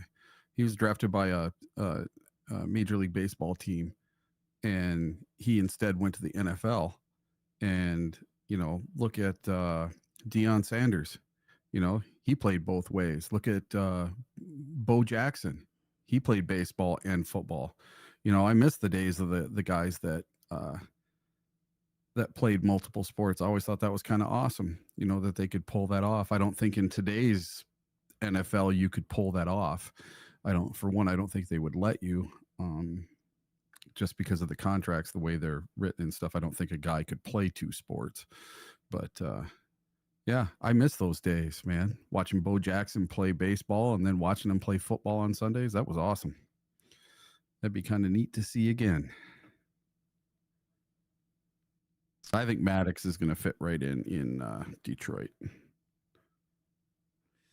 I think he will too. I mean, again, I think he's someone that it's rounding out the depth chart. Matter of fact, if I pull up the depth chart here, I kind of started. I didn't finish the corners, but I started going through the depth chart, and maybe for the last few minutes here, let me kind of run through to kind of paint a picture of what could be happening draft wise and UDFA on the offensive side of the football. So first string, obviously we'll start top to bottom. Quarterback, Jared Goff. Running back, Jahmyr Gibbs. It's kind of 1 and 2 with him and David, right? Wide receiver 1, Amon-Ra St. Brown. 2, Jameson Williams. 3, Tim Patrick. Right tackle, Penei Sewell. I think that Graham Glasgow is going to move to right guard. I know a lot of people have him at left guard still. I have him at right. Center, obviously, is Frank. Christian Mahogany at left guard. I think that's his more natural position. Left tackle, Taylor Decker. Obviously, tight end, Sam Laporta. To run down second string or backups, Hendon Hooker, David Montgomery. Again, 1 and 2 with David. Tom Kennedy, I don't know how he stays on this roster this year. Wide receiver 2, we don't really have anybody, in my opinion, right now. So I think that is a draft potential, that the Lions are going to be looking for the next 6'2", 6'3" guy, boundary guy. But you know what? Don't be surprised. I mean, yeah, Alec Ianamore would make a ton of sense because of what he's able to do and the connections that he has with Detroit coaching currently. But don't be surprised if they take a 6'1" or 6-foot slot guy that can play a little bit on the outside. As long as he has a pure route tree and he can run, a bevy of routes, dare I say the majority of routes, that's all that matters. You got to find a way to get open. I want guys that get open. I don't want to see the Lions put themselves into a box with a certain type of receiver, even though if there's one thing that I've been asking for, which we haven't had yet, is that next 6'3" guy, the next boundary X guy. That's the one thing that I've been asking for 5 seasons now. And you don't see me pumping up, my chest about it, getting mad or upset. No, there's a reason for it. He brought in a guy like Tim Patrick last year, which was perfect, in my opinion. But now I think it's time to get younger, especially with the potential of Jameson Williams, either a looming contract or a trade next year, or I don't know. I don't know what's going to happen with Jameson Williams. I really don't. Wide receiver 3 behind Tim Patrick or behind Jameson, you could call it Khalif Raymond. Right tackle backup right now, you have Dan Skipper. Then right guard, you have Netnati Moody. Center, Michael Neese. Left guard, Colby Sorsdahl. Left tackle, Giovanni Manu. And then tight end number 2 is Brock Wright. Tight end 3 would be Kenny Yeboah. Left tackle number 3 would be Jamarco Jones. So left guard, I have that as a draft position right now. Or right guard. Left or right guard. I have that as a draft position.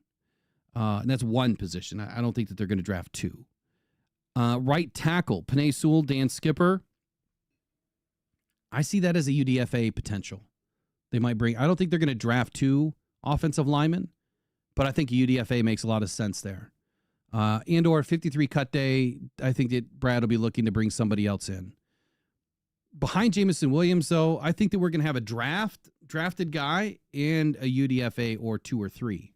I think that they're going to load up on wide receivers this year in the UDFA market, as long as there are plenty to be had.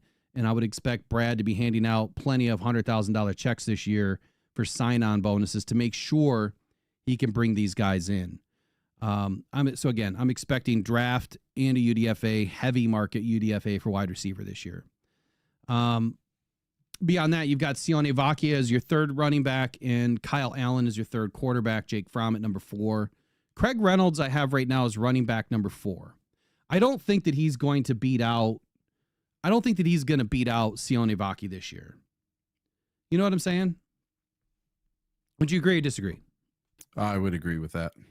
I think I think that they're too heavily invested in Sione Vaki, especially with what he does on special teams. Yeah. And I think it was a pretty close race last year as well. And I think Craig just barely beat him out last year. On the defensive side, which let me pull up the chart here. And speaking of wide receivers, you got to remember we got Antoine Green as well. Yeah, he's, from what I understand, the conversation that I had last week with one of the insiders is he's only on the roster because he reverted back to the roster because of the injury. He's not expected to be like in camp. Oh, really? From what I understand. I wouldn't see why they would. You own his rights. You've already paid his money. Might as well give him a shot. He already knows your system. He was starting to come on and then got injured. I don't even remember what his injury was. Do you? I think he had a bad neck injury or head injury or both. Oh, okay. So if I remember correctly, do we still have Ronnie Bell on the roster? Yes. Yeah, so, he's one that we signed a free agent rights deal or whatever with.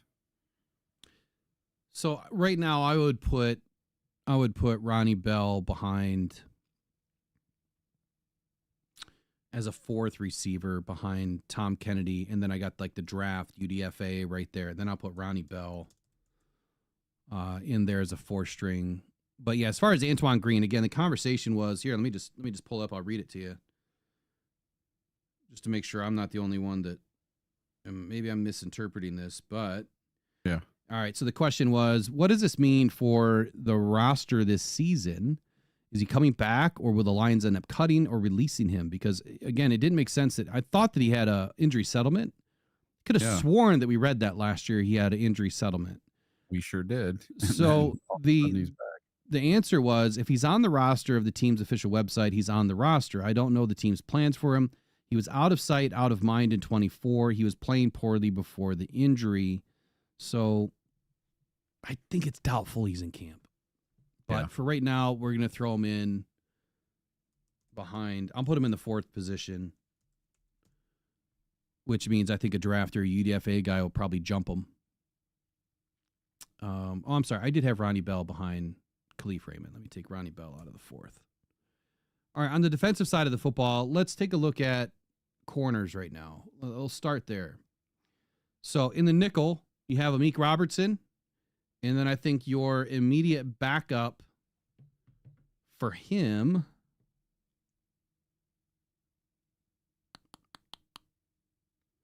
Man, the Lions just got really deep there. Did we not?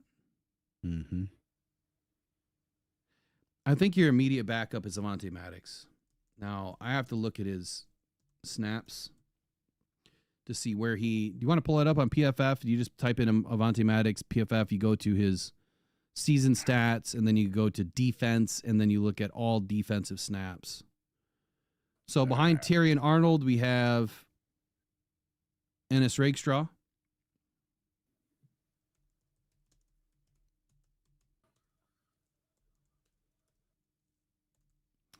And then behind Brian Branch at free safety, I think you have Lauren Strickland.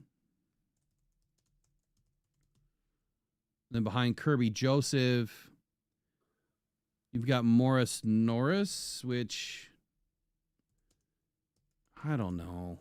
Eric Hallett. I think the Lions need an upgrade here.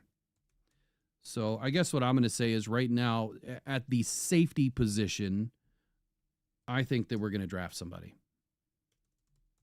And I think it also depends on what they do with Kirby Joseph. If we don't see a Kirby Joseph deal this year, they are definitely drafting somebody. Or you might see it happen this way. If the Lions get into the draft and they are able to draft a safety that they're pretty high on, you may not see a Kirby Joseph deal done. Because maybe the draft is going to dictate what they do with Kirby. And I'm not saying that Kirby doesn't deserve to be a Detroit Lion. I'm not saying that at all. But the same exercise that I just did with the 4-2, 4-3 defensive ends and what the Lions would or wouldn't do or should or shouldn't do or have or haven't done, I think the same, the same exercise can be done with safeties. There's not one team out there really paying 2 top-tier defensive ends. There's nobody paying 2 safeties on the same squad. It just doesn't happen. You do have teams that'll pay 2 corners, but more or less, you're seeing what the Lions are doing is draft a corner, pay a corner, right? They paid a corner for 1 year. Now they paid a corner for 3 years. But that doesn't mean they're going to stick with DJ Reed for 3 years. He might only be around for 2 years. They might draft another corner. I think the draft is a big potential for safety. Did you pull up Maddox by chance? Yeah, so I got Maddox up, but what did you need to know? So when you go to the PFF stats, yeah, right, you open it up and then you go to the second thing. It says view in premium stats. Yep, I got that. All right, and then you go up to the top. I'm sorry. You do the little drop down on the top right. It says team report. And then and then you get another drop or pop up comes. It says snaps by position, defense, defensive grades, and special teams. Yeah. Do snaps by position. Okay. And then you hit the little detailed positions. It's a little toggle button right there underneath snaps by position. It's a little toggle. So that'll tell you where he's lined up. So when we look at, now that I even have it open, when you look at where he lined up last year. It's a bunch of locks. Oh, I must need to sign in. He lined up primarily as a slot corner. 259 snaps last year.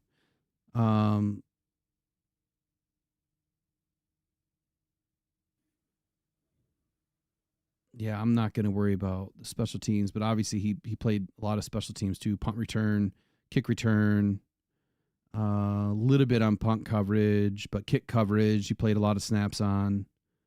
Free safety, he even had a few snaps in, 21 snaps to be exact. But slot corner is where he pretty much put his work in. He did come down in the box a little bit, 63 snaps down in the box. So as a slot corner, I'm just going to dump him in, like I said, behind Amik Robertson. I think it makes sense. That's your main backup behind Amik, which is great. Yep. Khalil Dorsey, him backing up DJ Reed right now, I think it makes sense. But given his injury, I'm going to put Khalil Dorsey as number 3. I think he's going to have a lot of work to do. So behind DJ Reed, obviously you have Ennis Rakestraw that can fill in both behind Terry and Arnold and DJ. But I think you have Rock Yassin is going to be your immediate backup behind DJ Reed. And I'm just hoping that he works out. Rock Yassin, so DJ Reed, Rock Yassin, Kirby Joseph, Morris Norris, Eric Hallett, Brian Branch, Lauren Strickland, Terry and Arnold, Ennis Rakestraw, Amik Robertson, Avante Maddox. In the third string, you've got Khalil Dorsey, Eric Hallett, and then Stanley Thomas, Oliver backing up, either right or left corner. So do you think that the Lions are interested in any corners? In the draft? No, I think we're pretty much set. I'm not so sure. Really? And I'm not saying early, but what if they get a day 3 guy in the 4th round? If we can end up with a 4th round pick, you could find someone that works out, right? You could find someone that's better than Eric Hallett or Stanley Thomas or Khalil Dorsey. I don't have the list in front of me. I have it somewhere. But when you look at the Lions, here we go. The Lions 2024 90-man roster, they had 1, 2, 3, 4, 5, 6, 7. They kept 8 on the roster for corners. And then they kept 1, 2, 3, 4, 5, 6, 7. They kept 8 safeties. Did they really keep 8? They didn't keep 8 safeties. Oh, this is the camp roster. I'm sorry. I'm trying to find the 53. I apologize. Where's my 53 at?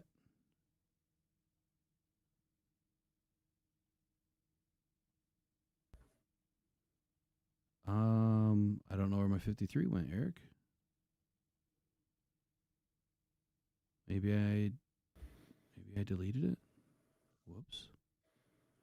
Okay, well, it looks like I got to do that again today.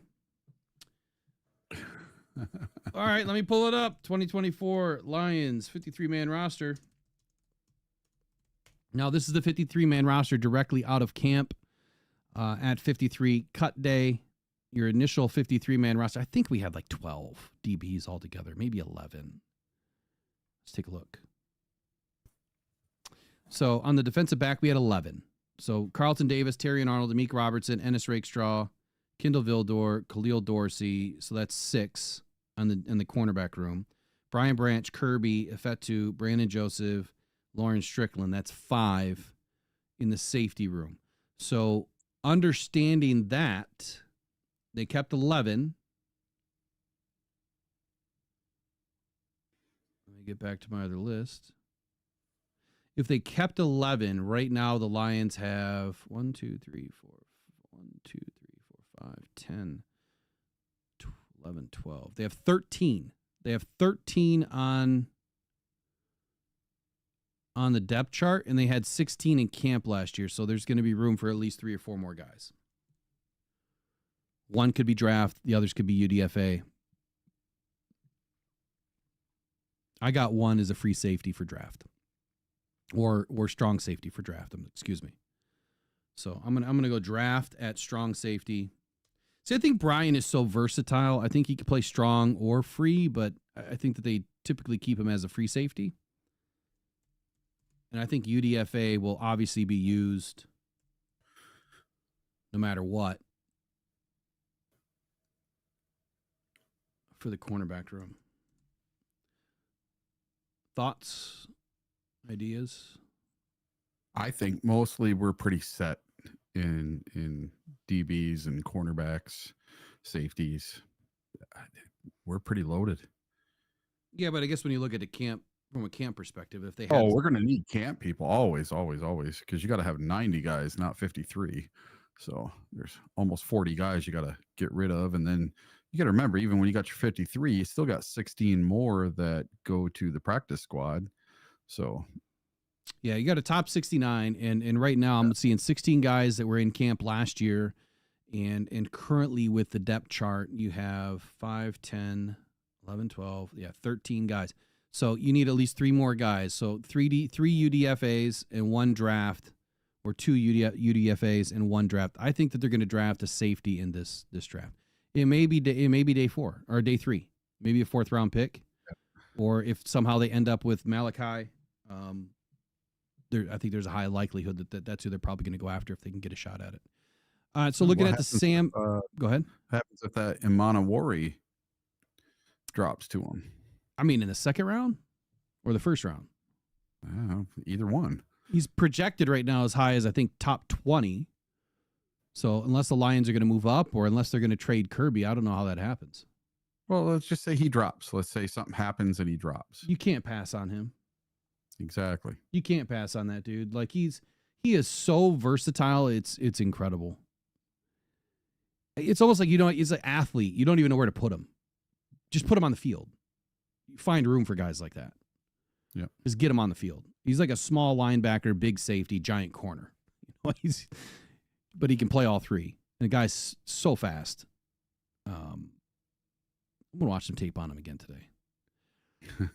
All right, so Sam linebacker. Looking at the Sam linebacker position, which I want to go over the linebacker position real quick. I kind of wrote this up going along with the same thing about 4-3 defensive ends and whatnot. So the linebacker position is obviously another position that I feel like sometimes we forget what these guys are supposed to do in a 4-3 versus a 3-4. So the difference between, or at least what is a 4-3 linebacker? You got 3 positions. You've got strong side, right? Or the Sam. You've got the weak side, or the Will, or you have the middle linebacker, right? Or the Mike. So in a 4-3 defense, there are 3 linebackers on the field in a base set. These are broken down into weak side, strong side, middle. Linebacker, where they line up on the field is kind of based on the position they play, the play that's called, right? The scheme that they're running, that game or that play. The different linebacker positions are kind of broken down by alignment of the offense, right? So the way that they line up is dependent upon the offense. So strong side linebacker, the Sam, will line up across from the side of the offense, which has the most players on that side. If the number is equal, we count men obviously on the line of scrimmage. As a general rule of thumb, the Sam linebacker or the strong side linebacker will line up across from the tight end. If each side has the same number of personnel, they will line up across from the tight end. But usually strong side, right? Strong side means you have the most men right or left of center, right? So if you got 4 guys on the right and 3 guys on the left, where's the Sam going to line up, Eric? The left. On the right. I'm wrong. On the right. If you got 4 guys on the right and 3 guys on the left, he's going to line up on the right. So then the weak side linebacker. Sorry, I would put you on the spot there. The weak, it's backwards. I'm thinking back. Yeah, the weak side linebacker, just as the strong side linebacker goes on the side with the most players, while the weak side linebacker goes on the side with the weakest or fewest players. The middle linebacker, you may have guessed it, they're going to line up where? In the middle. In the middle. That's right, in the middle. The middle linebacker goes in the middle of the 2. So the assignments of the players may vary within the scheme, but it is most common for the Sam linebacker to line up on the strong side, to be the better pass rusher. Now, this is another key difference, right? Or something that we need to understand a little bit about these guys. The Sam linebacker is typically a better pass rusher due to his alignment most often across from the tight end. This makes the will or the weak side linebacker more of a coverage linebacker. So to recap it real quick, weak side is the coverage linebacker that lines up on the weak side or is the side with the least players, right or left of center. The strong side linebacker is usually the better pass rusher, lining up on the strong side or the side with the most players left or right of center and or over the tight end. Middle linebacker or the Mike is in the middle, more of your run stuffing tackler, the guy that's responsible for being the quarterback of the defense, making the play calls, getting guys ready to go. So that is your little breakdown there of what a 4-3 linebacking system looks like. So with that said, would we say that this is why I was concerned about Derek Barnes, but that Derek Barnes, like right now, would you say that he is he our best coverage linebacker? I'd say Alex Anzalone. Yeah, I mean, you kind of put him in both. So let's do this. Let me pull up Alex Anzalone. See, it's kind of tough because, when Derek went out last year, early in the season, that obviously made some guys switch to different positions or play maybe a little bit different position than they were used to. But if you look at his direct lineup, he played primarily in the box. He played left inside linebacker, 127 snaps. Mike, 34. Right inside linebacker, 106 snaps. Combined, he has like 434 in the box at left outside or right outside. Alex is like your utility guy. He can play pretty much anywhere. Right, left, center. Put him wherever you want. His coverage is okay. He may be the better coverage linebacker that we have on this team, but I wouldn't say that Alex is the best coverage option. I think that he would align better as your coverage linebacker right now.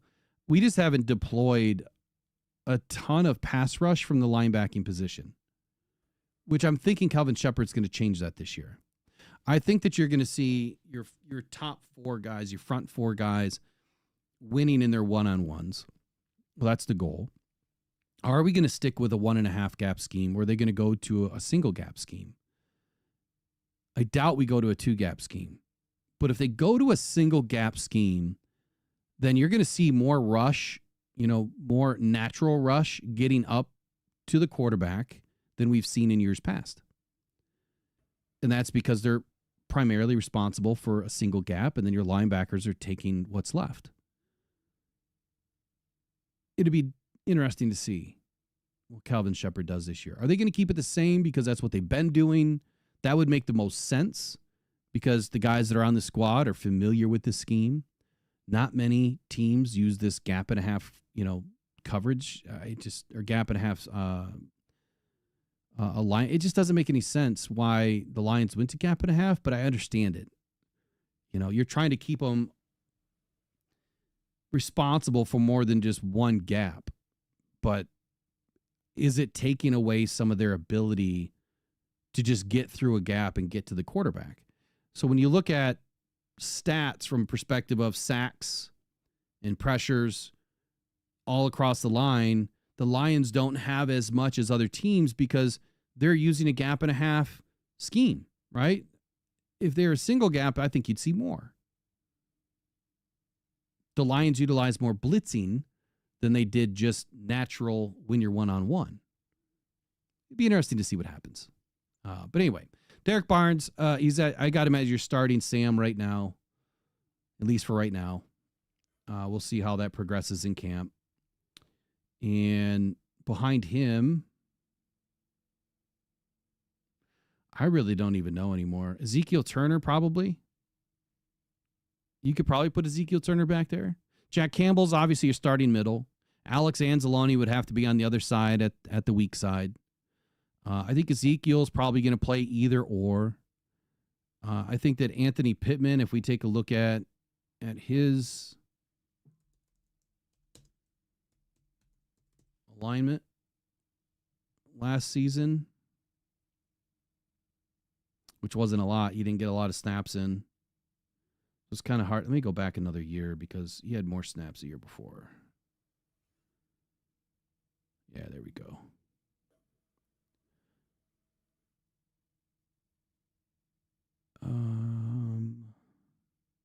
Man, he just didn't get a lot of defensive snaps.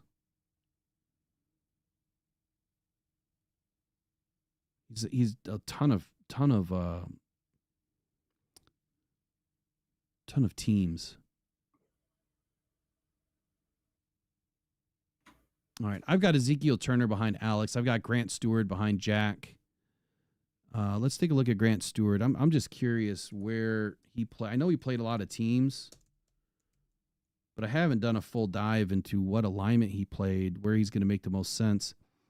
72 on kick coverage, 79 on kick return, 58 on punt coverage, 55 on punt return. That was in 2022. And last season, he had 175 snaps in the box. That was about it. Everything else was on special teams. So I'm going to put Grant Stewart behind Derek Barnes or Alex Anzalone. Take your pick. We'll see. I can't imagine that he's going to be exceptional in coverage. His coverage grade last year was not terrible, 65.5. It's not terrible.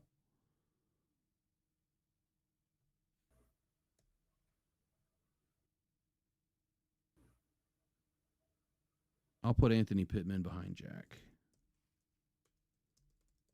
Obviously, we know if Jack is out, it's going to be Alex. Without a doubt.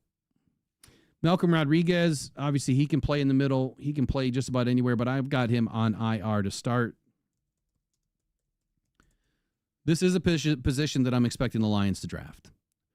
So I'm expecting the Lions to potentially land somebody early if they can.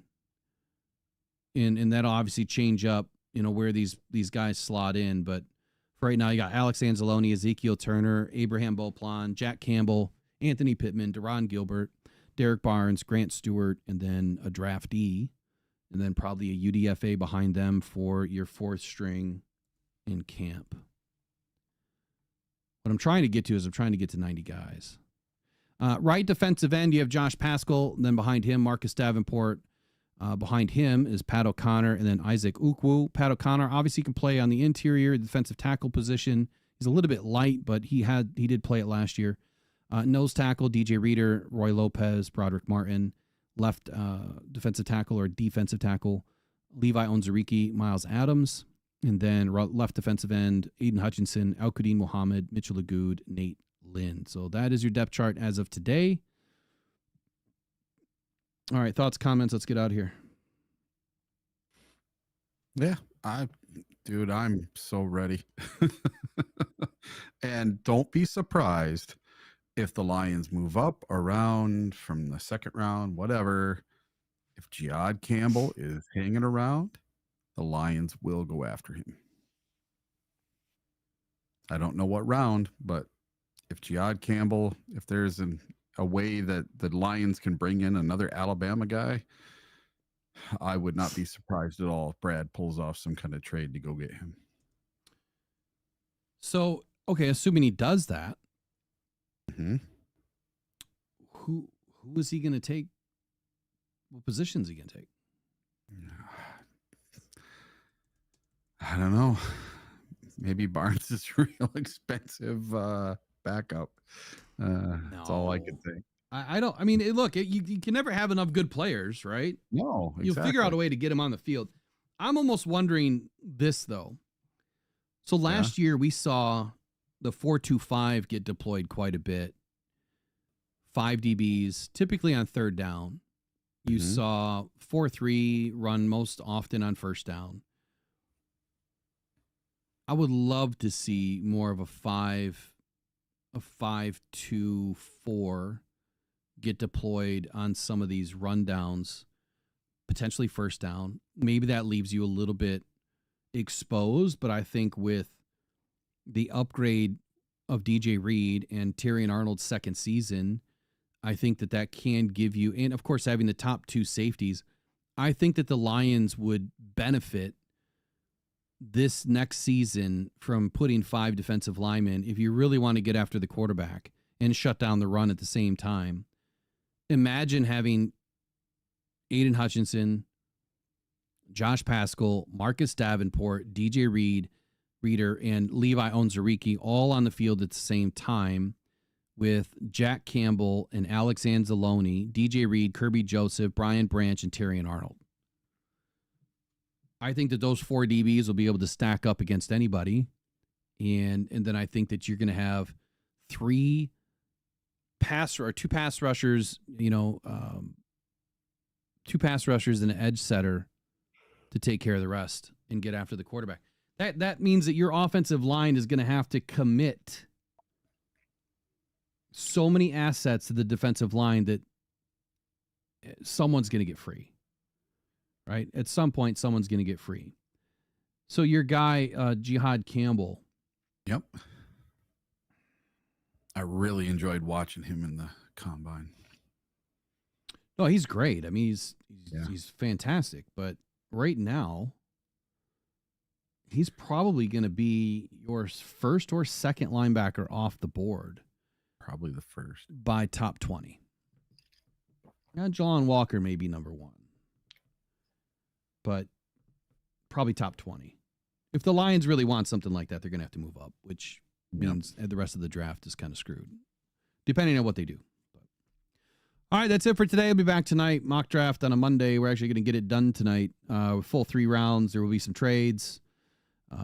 Definitely not trading up again with the Lions, but there will be some trades tonight. Doing 3 rounds tonight. Yeah, I've got to get through it, man. Usually you're in for a long show. No, because it'll be done. The draft will be done before we start tonight. So all of my talking points are primarily only the big teams or the big notable changes.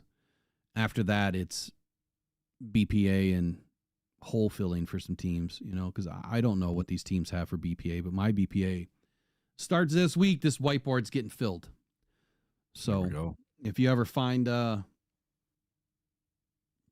hour or so of time and you want to jump in and do the board with me, you just let me know. I got to get it done this week. All right. So, all right, y'all. Thank you for joining us this morning. Sorry about the late start. I think we got things figured out now. You guys have a wonderful day. Go One Pride, go Detroit Lions. We'll see you in the next one. Hopefully the store is launched today. We'll see. It's almost. We're this close. I was in it all day yesterday, but hopefully the store will be launched today. You guys have a wonderful day, and we'll get you guys in the next one. Take care. Bye-bye.